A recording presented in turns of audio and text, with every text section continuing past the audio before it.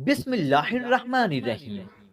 मैं पागल हो जाऊंगी। मेरी शक्ल तो देखो, मैं बिकारन बन गई हूँ। मेरा शोहर मेरे पास बैठकर कहने लगा, तू हर वक्त झगड़ती रहती है, कभी तो मुझसे प्यार से बात कर लिया कर। मैंने उसे साइड पर धक्का दिया तो वो खामोश होकर बैठ गया। अब मैं सोच रही थी कि बस इससे तलाक ही लूंगी। मैंने अपने कजन से बात भी की थी, जो वकील था। उसने मुझे तसल्ली दी कि मैं तुम्हारे साथ हूँ, तुम इस कमीने से तलाक ले लो। मैं सोच रही थी कि आज जब घर आएगा तो बस इसको बोल दूंगी कि मुझे तलाक दे दो। मैं इंतजार कर रही थी। वो रात के 10 बजे घर आ गया। बच्चे सो रहे थे। उसने पहले तो दोनों बच्चों के माथे पे बोसा किया और उनके हाथ चूमने लगा। फिर चारपाई पर बैठकर मुझे आवाज दी, शहनाज मुझे रोटी दो। लेकिन मैं करवट बदले लेटी रही। उसने फिर आवाज दी, क्या शहनाज मुझे रोटी दो। मैं चुप ही रही। वो मेरे पास आया तो मैंने सोने का नाटक करके आंखें बंद कर ली।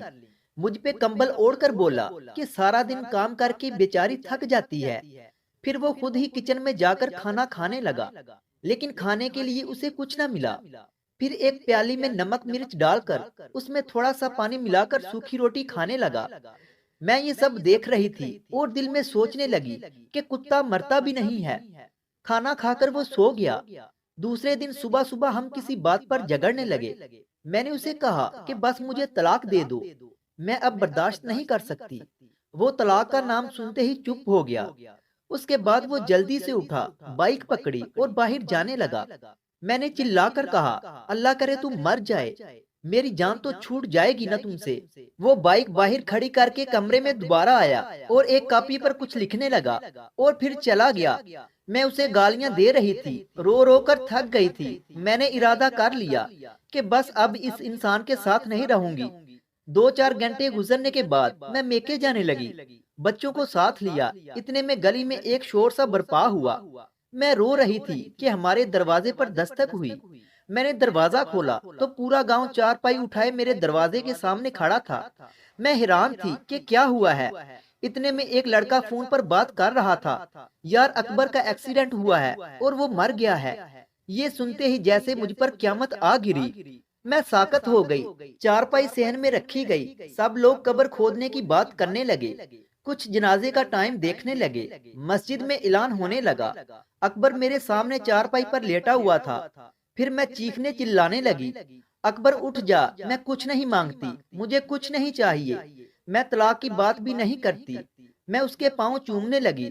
अकबर उठो मेरी जान, देख मैं कहीं नहीं जा रही, मुझे तेरे साथ ही रहना है। मैं भूखी प्यासी रह लूंगी, मुझे यूं छोड़कर न जा। लेकिन अब बहुत देर हो चुकी थी। अब वो मुझे छोड़कर जा चुका था। मैं चीखती रही। उसके जाने के बाद मुझे दुनिया के रंग नजर आने लगे।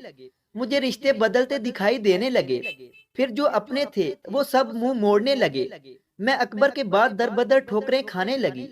अब बच्चे भी कुछ फरमाइश नहीं करते, वो जानते हैं बाबा अब इस दुनिया में नहीं रहे। मेरे भाई भी मुझसे मुंह मोड़ गए। फिर मैं लोगों के घरों में नौकरानी बन के काम करने लगी। एक दिन मुझे उसकी डायरी मिली जिस पर लिखा था, शहनाज से शादी करके मैं बहुत खुश हूँ। मैं शहनाज से बहुत प्यार करता हूँ। वो पागल है, बिल्कुल समझती ही नहीं, झगड़ा करती रहती है मुझसे। देखो आज उसने मुझे खाना नहीं दिया। वो कहती है मुझे महंगा मोबाइल ला कर दो। मैं उसे कैसे बताऊं कि नहीं ला सकता। आज मेरे बच्चों को मेरे भाई ने गाली दी। मैं बहुत रोया हूँ। मेरे बच्चे मेरी जान हैं। अल्लाह ने चाहा तो हमारे हालात बदल जाएंगे।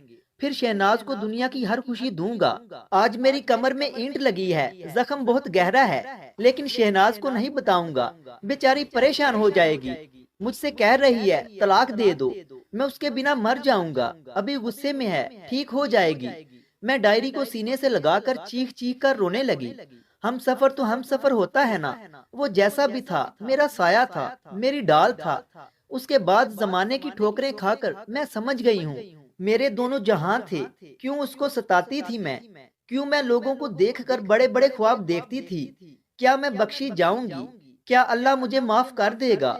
मैं मुश्किल वक्त में भी उसका सहारा और उसकी हिम्मत न बन सकी। मैं मतलब परस्त और लालची हो गई थी। अब तो अक्सर लोग मेरी मदद करते हुए मेरे जिस्म की बात भी करते हैं। अगर वीडियो अच्छी लगे तो उसे लाइक करें और मजीद ऐसी ही वीडियोस देखने के लिए हमारे चैनल इल्मी रूम को सब्सक्राइब करें। मिलते हैं अगली वीडियो में, तब तक के लिए अल्लाह हाफिज।